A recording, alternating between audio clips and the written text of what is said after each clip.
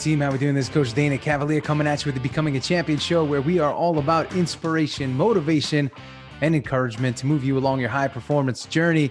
And today I have a couple topics that I want to cover with you as we head into the fourth quarter. It's fourth quarter. Everyone, you know what that means. You got to play to win. You got to get out there. You got to give it your all, and you got to play smart, right? I could say play hard, but you got to play smart. Oftentimes we get into the fourth quarter and everybody starts pushing. They start working outside of themselves. They start doing things differently than they did things in the first, second, and third quarter. And what concerns me about that as a coach is that you may potentially drain your batteries for Q1 of next year. So we don't want you to drain your batteries. We want you to stay strong, stay energized, and stay ready at all times. And, you know, we can put a lot of pressure on ourselves to hit these big fourth quarter goals.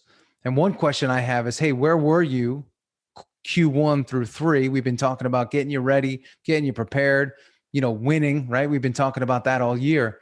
And it can't come down to the fourth quarter and just hope for a Hail Mary in the fourth quarter and that it'll all work out. But we are here. So we have to ask ourselves, hey, what is it that I want to accomplish over the next 12 weeks? What is it that I want to sprint to, sprint for, and sprint towards? What is it that I want to make happen that will put the cherry on top of my year? And man, when I achieve X, when I get this, when I get that, that's my win. That's what I want to ask you today. What is that for you? But the conversation goes further than that, because I was speaking with an executive or coaching him yesterday, actually. And we were talking about, fatigue and just not doing something and not getting it done and putting it off. And I said, well, that's because you're being emotional. I said, you're being emotional. You're listening to your emotions, and your emotions will often tell you what you don't want to do. It'll focus you on, what could go wrong. Your emotions will focus you on the things that may not work out in your favor. And that's dangerous. Why would you want to focus on that? I said, so the key to overriding your emotions is to get mechanical. You got to get mechanical. And mechanical simply means this: identification of what it is you have to do, want to do, and would like to get done. Identify that. Once you identify it, then you schedule it. You put the activities, the actions necessary to achieve what it is you've identified into your calendar. And the last part is to do it, right? So identify it.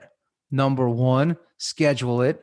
Number 2, 3 is do it, right? That's number 3, do it. Identify, schedule, do. Identify, schedule, do. Identify, schedule, and do. Because if you allow your emotions to take over, man, you're going to keep putting things off. And then what happens when you put things off? You say, I have to do this, I have to do that. And that becomes a slow drain on your battery.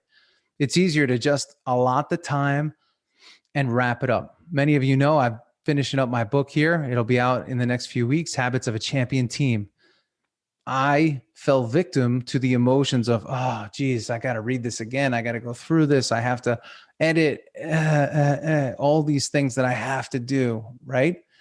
But as soon as I said, hey, here's when you're doing it, I gotta finish the edit. That's the identification. I'm going to schedule when I'm going to do it, and then I'm going to do it.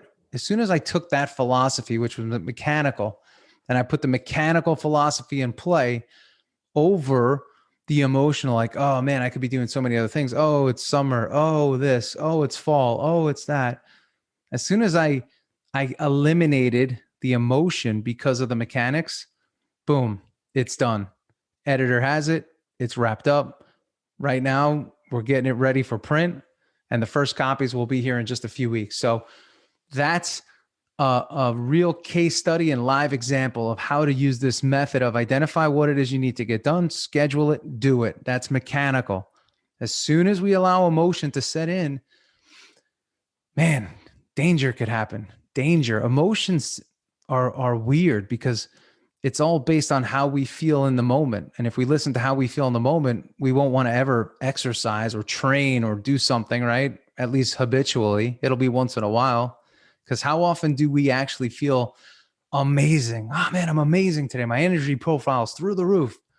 We don't feel amazing all the time, but by getting locked in on these daily habits, routines, and rituals, it'll help us to get locked in. It'll help us to be consistent more and have that better feeling more and more and more. So I just want to put that out there to you today, where if you have these things or this thing that you want to get done, need to get done, to cap off this year for you, realize that your emotions could hijack you if you let them, but mechanics will never let you down.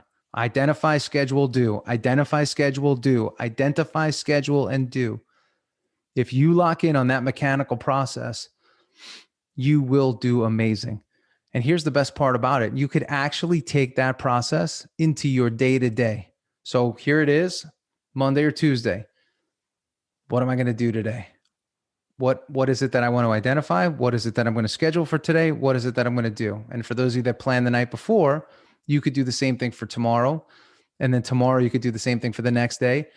But this has to be a functional process for you. And when you get this right, man, amazing. Your productivity is going to go up, your fulfillment, your growth, your attitude, all of that's going to go up and improve because you're getting it done. You're no longer dragging with you all this crap that you have to do, want to do, need to do. You're doing it and you're chopping away. It's chop, chop, chop, chop, chop, chop, chop, chop, chop. Every day you're chopping and chopping and chopping. And over time, all that chopping is going to knock some trees down.